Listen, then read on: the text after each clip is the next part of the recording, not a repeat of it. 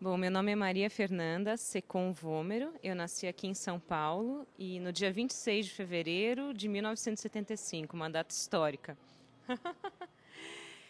Eu queria contar uma história que me ocorreu quando eu estava ouvindo as histórias dos outros. Eu estava ouvindo o Giba falar de memória afetiva e como a memória afetiva pode ser um alimento para as histórias. E como eu estou com fome, eu me lembrei de uma história que junta memória afetiva com comida.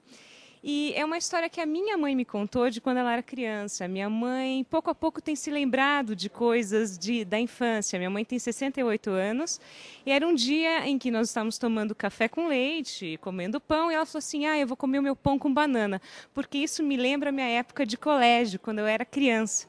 E ela me contou essa história de que ela tinha uma grande amiga na época de colégio, jogava muito bola, jogava queimada, brincava muito e tinha essa grande companheira.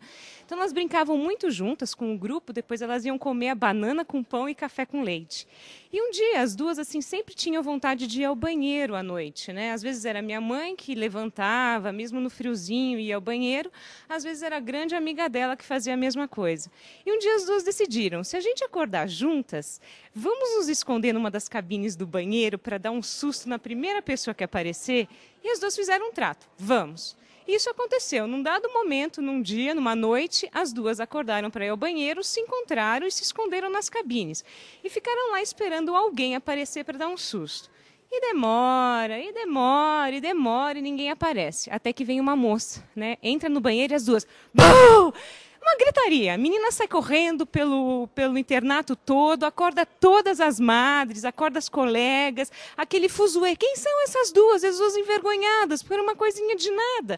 Elas só queriam matar o tempo, porque elas não conseguiam dormir tão logo depois de ir ao banheiro à noite. E aí as freiras pegaram e puseram as duas de castigo. E o castigo era que elas não podiam comer durante um tempo pão com banana. E minha mãe se lembrava disso porque ela gostava tanto de pão com banana, por isso todas as vezes que ela se lembra, ela tem um pão fresquinho, uma banana perto, com café com leite, ela come com o maior prazer, porque ela se lembra dessa privação que ela teve. E eu adorei essa história, porque eu não consigo imaginar minha mãe, que ela se descreveu assim naquele tempo, né? Sobrancelha grossa, cabelo preto, assim, com aqueles calções bufantes, né? Aquelas mangas bufantes, aqueles uniformes de antigamente, correndo, pulando.